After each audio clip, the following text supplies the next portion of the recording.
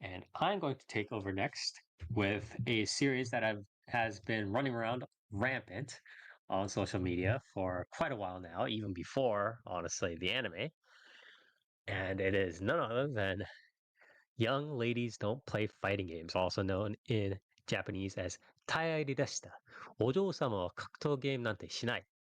So this is a manga original, written and drawn by Ejima Eri. So she started this in January 2020, I believe, in Katakawa's monthly comic Flapper, which I believe was a paper series that got transitioned into digital, as like so many others. She, I believe, also Ejima Eri, I believe, also did write one other series called Eclair Blanche. That was a Yuri series. Obviously, this one also has very heavy implications, quote unquote. Not, I mean, it's not implied. It's pretty much there. Things being very Yuri. So, very same vibes here.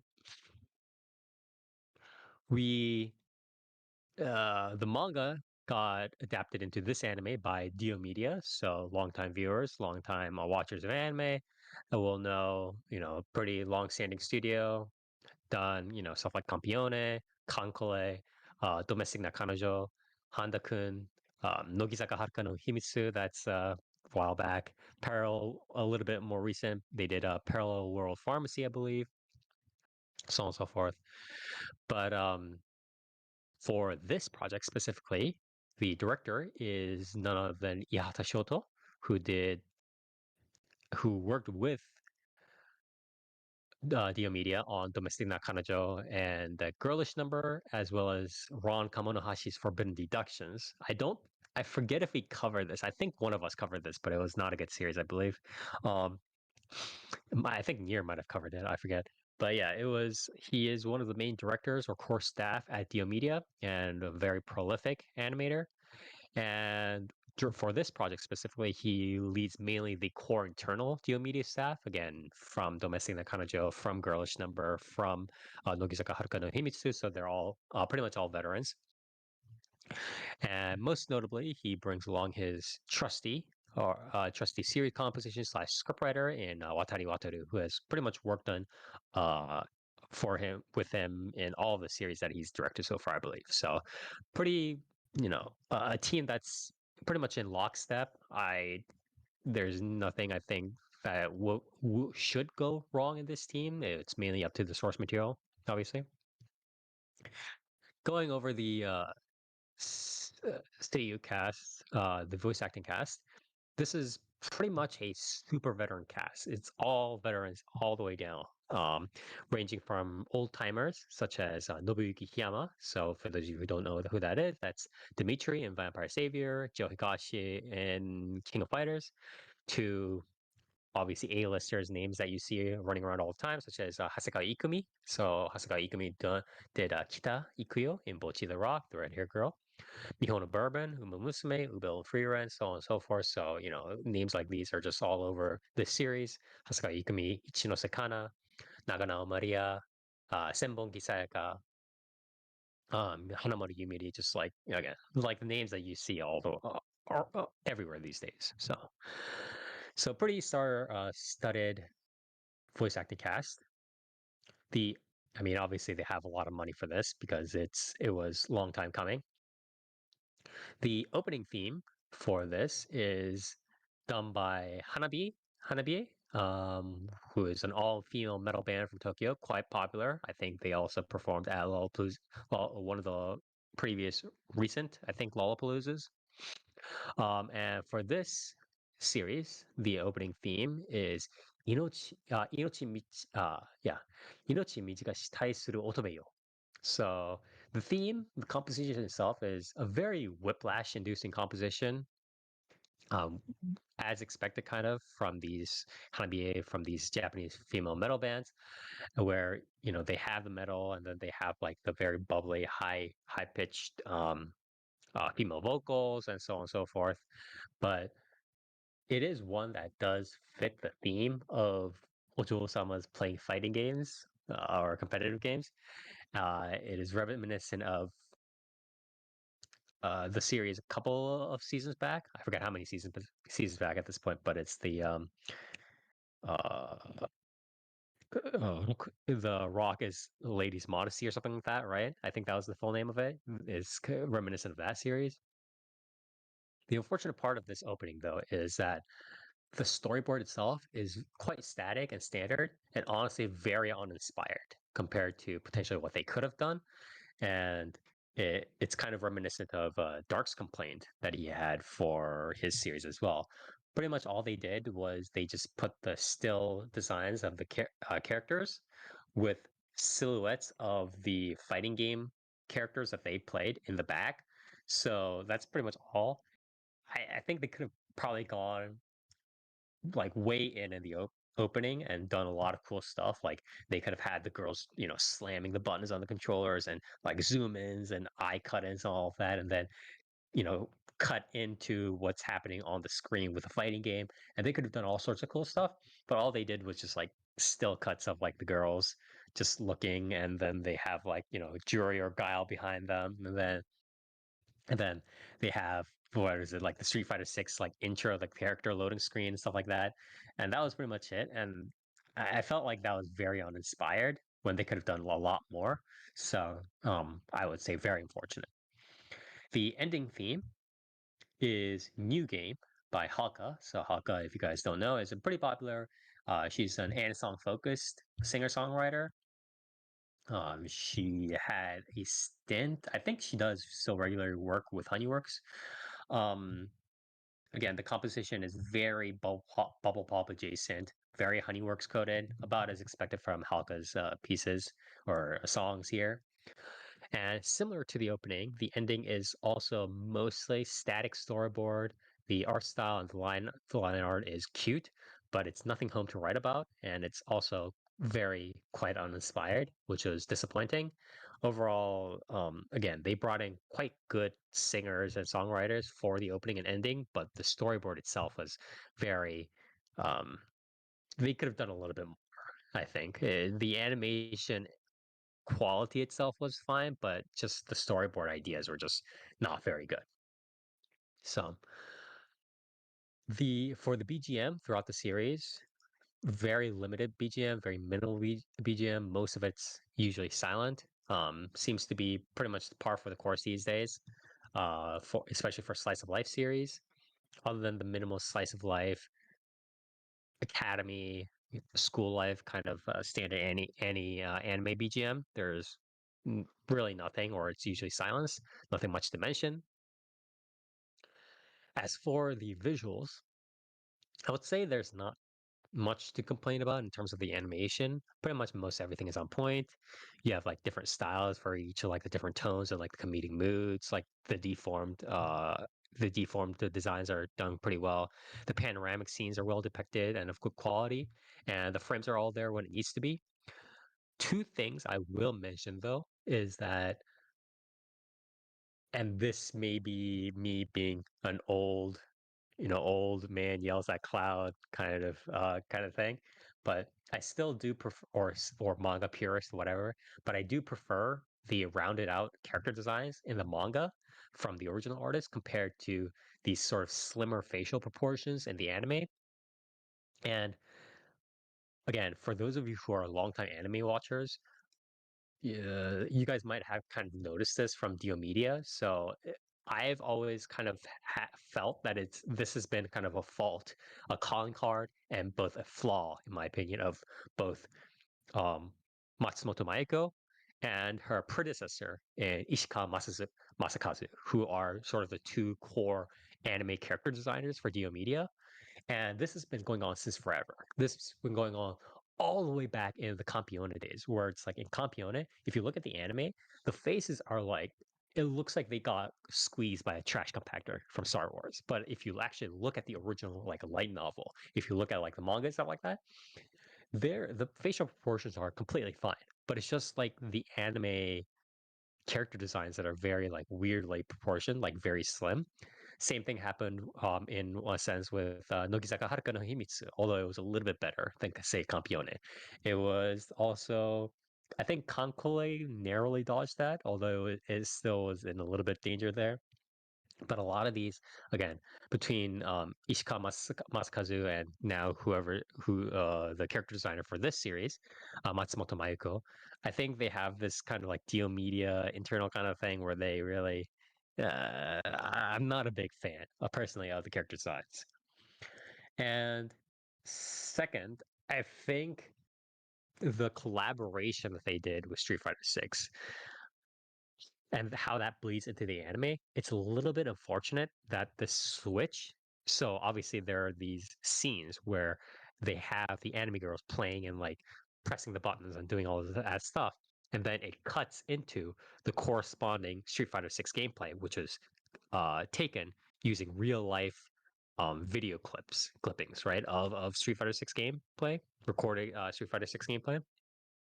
I do think that these like switches do look a little bit rough and limited. And what I mean by limited is that in Street Fighter 6 in real life, the game, right? There's only like you have a flat screen, you have the two characters playing, and they have to act a certain way, right? You can't suddenly randomly switch perspective as you want. You can't slow it down. You can't do whatever. And I think in a lot of these fighting game and like competitive game stuff, when things are fully animated out, and you can see what happened in, for instance, High Score Girl, I think is a good example, right? Where by fully animating the game, the fighting game itself, not only does it fit more naturally in with the cuts of the anime girls playing, right? Or the anime girl, singular, in case of High Score Girl, not only does it fit in well with the anime characters playing, but also the animated version of the fighting game allows the animators to change perspectives of the fighting game, to slow it down, to kind of add in, say, like speech or monologues or whatever it is, right? And create a pacing within this animated fighting game that makes things a little bit more hype, a little bit more exciting, right? Because the fighting game just has the fighting game scenes going on, but then if it's animated, you can have is suddenly slowing down as like the opponent jumps in, and then the Guile or the Ryu player or whatever is like thinking, "Oh, I'm gonna do anti-air," and like setting up the story, like building up this tension, right? Or they can be sitting. The animator can switch perspective to behind the Zangief, and then maybe the Zangief is thinking, "Oh, I'm gonna throw this, whatever, throw the opponent," and you can have these changes that really build up the tension, but that's not how it works if you just have the real life recording. So I do think that it significantly limits how much you can do in that sort of sense. And do believe that the anime would have been better served by animating out the fake fighting game that they had in the original manga, especially since it is, like many other things, that is quite close to Street Fighter itself, because a lot of these fake fighting games copy from Street Fighter. Um, but I do understand why they chose to use Street Fighter 6, because it is the hype fighting game of the moment, especially in Japan. And also, it's cheaper to just record that scene, and it's rather than animating everything. And also, they get money. They get all the monies from Capcom and so on, right? So I understand why this decision was made, and it's not like the worst decision, but I do feel like it lost a little bit something animation wise to just have the recordings of Street Fighter 6. So that's just my opinion on it. So that was pretty much it for the audio visuals. Plot summary, it's pretty much what is on the can, right? You have a Ojousama school, everybody's laughing, giggling. Main character's um not a hobo, but she's not from a rich family, and she got in through a scholarship. She wants to be an Ojousama. She finds she finds like the school's, top one Ojousama, right? In an empty room after classes, playing Street Fighter 6, and she's like, "What the fuck?" And then she gets kind of wrapped into playing with her, or reeled into playing with her, and kind of gets back into the world of fighting games. It turns out the scholarship girl was also quite into fighting games, and obviously gets into playing with her. They have different personalities that kind of clash at times, and then the cast expands, and then magically apparently there are like 50 other girls in the Ojousama school that also play fighting games, and then they all get included into the cast, right? And then they all kind of have fun. They have their comedic moments. They have their fighting game playing moments, and then they also have their own character developments, right? Very standard series as far as it's concerned, right? It's a competitive. It's the whole girls doing girls doing cute things in the club kind of thing, with a little bit more of the competitive aspect reeled in, and obviously a decent amount of Yuri scenes, right? And the Yuri scenes are done quite decently. I think, in terms of like competitive aspects, in terms of the character developments, uh, a lot of the wording, right, a lot of the reactions are pretty extreme, right? Because it's a theme about Ojousama's playing fighting games, right? And they're like, "What? You won't do this?" Blah blah blah blah blah, and they get like very hyped about it, right? The wording is extreme, and obviously the setting is very extreme, but I do think that the core struggles, the themes in terms of like, hey, why am I investing into this hobby? Why am I wasting time doing this when I could do this? Um, the way that people think about competitive stuff or competitive games and playing out stuff in general are relatively mundane. It's organic. It's stuff that you find in real life, and I do think that's nice, and I do think that develops quite a pretty well in the story. And I do appreciate that. So that's definitely a value adder. The overall pacing, I do think is a little bit slower than I would maybe be a little bit more comfortable with. Although that might just be me being used to the modern 12 episode anime pacing world for too long, and me being kind of like my brain rotting. I don't know whether it's that or whether it's just me thinking that, the pacing is a little bit too slow, because it's a slower pacing. There's a lot of like downtime in terms of just the storyboard, the dialogue kind of just being comedic, just playing out fighting games and stuff like that a lot. And it fits the slice of life theme quite well. And it does fit girls doing cute stuff uh kind of thing a lot. But I do think the pacing does hamper the initial cast development and like the character interactions at times. Maybe it's just me being biased towards, hey, I've seen a lot of like cute girls and cute stuff. I want to see the character development already. Just put the character development in the bag kind of thing. Maybe it's that sort of bias. I don't know. But I do think that it is a little bit slower than maybe what you might see in other anime series. I'm not. I haven't necessarily fully brainwashed myself into thinking that that's bad. It could be good. I have to kind of maybe get used to it, but it is a little bit slower than average. So just a heads up on that. Um, the Yuri aspects are quite well done. The scenes are all, stuff that people would like. Yuri fans would probably like. The comedy bits are kind of whatever. It's very standard, like, haha, like, oh, I'm embarrassed. I'm gonna hide behind my pillow, kind of thing. It's very whatever. Um, this does have a surprisingly good amount of fighting game related trivia. Obviously, and a significant part of it is thanks to the research that the studio and the author did with, other fighting game players. I think Fav Gaming, which is one of the major fighting game and gaming sports teams in Japan right now, did help them with their research. So obviously they got a lot of info off of that. And I believe the original author does have a decent amount of fighting game knowledge from what I've seen of her manga and stuff like that. I do find it funny though, and this is a little bit aside, and this is not like a casual thing. This is a little bit more of a nerd thing, but I do find it funny how all the references to like an older Street Fighter, right, is they ignore Street Fighter Five, and they're all Street Fighter Four references.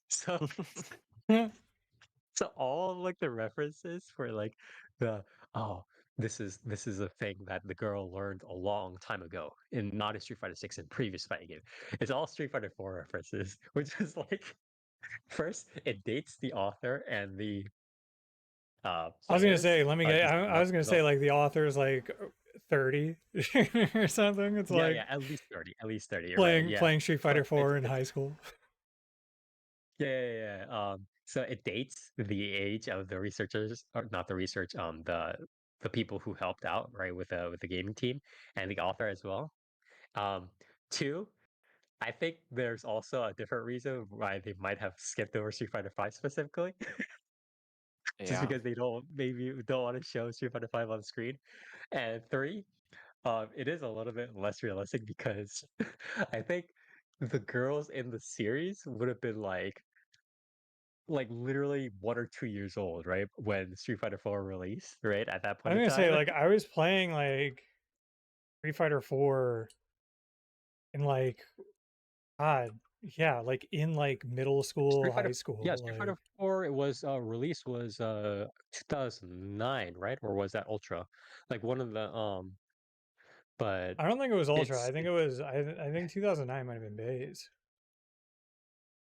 Let me yeah, see. yeah, it was based. Yeah, it was 2008, 2009. So, 2008, 2009. So literally if you have high school girls or whatever, right, secondary school girls in this series, they would have been like they would have been literal fetuses at the time of Street Fighter 4 releasing. So it is a little bit funny. They're like, "Yeah, I played Street Fighter 4 with all the all the boys in town when I was super young." I was like, that's I don't think you were.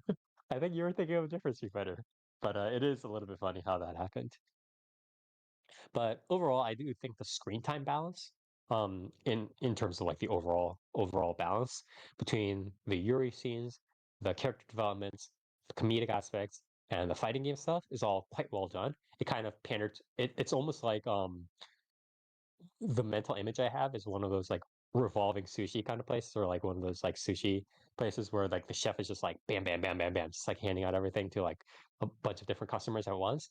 And this series balances it very well. Like the screen time balance, just again, like the fighting game fans who want trivia here and there, fighting game scenes here and there, they get it. The Yuri, uh, the Yuri fans get their a little bit of dose here and there with the series. Um, decent amount of comedy and the character development people still do get their moments here and there in the scenes. So balance overall done well. Maybe again, I'm a little bit biased. Maybe I would like a little bit more character development scenes, but again, that's just me. I do a couple last notes. I do feel that overall the series is a little bit more geared towards fighting game competitive gaming fans, like people who so in terms of describing the series, I would say that the core of this is a little bit more heavily fighting game trivia with a skin of like cute girls doing fighting games trivia, cute girls doing cute stuff with a veneer of like Yuri mainstream kind of stuff, more than it is a mainstream Yuri series that has a kind of like additional kind of sidekick fighting game theme. So what I mean by that is I think fighting game fans or competitive gaming fans or gaming fans who like watching cute girls do cute stuff who wants a side of Yuri who are okay with a side of Yuri would tolerate this series a lot more than Yuri fans who are kind of quote unquote okay with a competitive gaming fighting game side because the fighting game stuff like the trivia and like how they're getting into it and explaining it the explanations are good, the explanations are fine, but they do get into it like there's a decent amount where it's like it, it's like something like upote like gun kind of stuff times like at least 1.52, like they get into it. So I would caution that to maybe people who are a little bit more on the mainstream Yuri side who want to get into Tai-Ari Deshita or something like that, where again, it's a little bit more cute girls doing cute stuff, fighting game edition, plus a little bit of Yuri than it is Yuri, but it also has games. It's not the latter. Um, Overall, I do think quite solid series. I don't think there's much to take away from the audio visuals except for the character designs and then I think the OPED was quite disappointing, I want to say. It wasn't the worst thing, but it was like, given the amount of budget that this series had and the money that they probably got from Capcom and everything else, I you could do a little bit more than that, right? Like, come on, guys, you have to you have to put a little bit more effort into the opening and ending. So I was a little bit disappointed by that, but overall, pretty much has most of the stuff that I think people would want from this sort of series. Original source material is obviously quite good. Um, Fine package overall. The Street Fighter 6 stuff again, understandable. I would say this series is not necessarily something that I would be like. It's definitely, I think, within like undisputedly, it is within top five, top three of this season. But would I consider it a? I could consider it potentially. Like the series, this season is hard, bro. Like what the, like I was about to say this could have been a contender for anime of the season. It was like that was about to come out of my lips, and I was like, I Yeah, and thought then you about this season. I remembered. was like, Yeah. yeah, I was like, I can't do that. I You can't. I totally have a can. I conscience. believe in you. I'll allow it. Go I, ahead. my conscience doesn't allow for me to say that for this season specifically. And I don't think it would even be.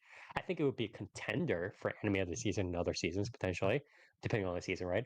But I think it would be very hard for me to be like, this is an obvious like shoe in for anime of the season, right? Even if let's say if this season we removed Ghost in the Shell or something like that, right? Mm. I think it would be hard for me to be like, this is a shoe in for anime of the season. Like obviously, like no, that's.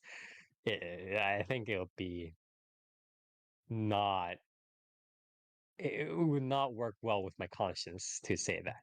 So I'll allow it. definitely, again, yeah, definitely a top five, top three series of the season. I don't think the anime of the season, especially with the OPED cutting against it, um, but something that I think you'd be remiss to not have at least in your backlog for the season. I think I can at least say that. So you should probably check it out. And there's also going to be a billion fucking clips of this series going out all the time, and meme clips of this series. So you might as well, right? So I don't know, man. I haven't seen any clips of this series. I think you'll probably have to be searching a little bit more. But I mean, I think once probably the Fire. Yanni I hate to Mecha break it to memes you, die off. but fighting games are still not mainstream. I mean, Unless it's not about the fighting games; it's about this series in particular. Um, but I think, you know, I would say probably the series would get a 7 out of 10. 7 out of 10, I think, is the most I can give it. Um, Again, if the opening, ending, and character design slash like Street Fighter 6 kind of stuff was a little bit more dialed in, I could have maybe given it 7.58, stuff like that, and maybe would have had been a contender. I think if it just had animated the fighting game, honestly, it would have been a proper contender for anime of the season. But as it is, I think it's hard for me to give it more than seven. So yeah, 7 out of 10 is what I'll give it. It's still a very solid score for me, in my opinion. But definitely not a proper contender, especially in this very competitive anime season. So that was my review of Tai-Ari Deshita, Ojousama wa Kakutou Game nante Shinai, also known as Young Ladies Don't Play Fighting Games. So again, this was done by Dio Media, again, of Nogizaka Haruka, Nohimitsu, Kankole, Campione fame, and manga original. Manga original, the character designs there are pretty good, pretty nice, the manga art there. So, please, yeah. if they don't play fighting games, then what do they play? That's true. They just sit there. They just smell like roses, and they just laugh. But yeah, if you enjoy fighting games, if you like Yuri with quite a thick dab of fighting games on it, please do check this out.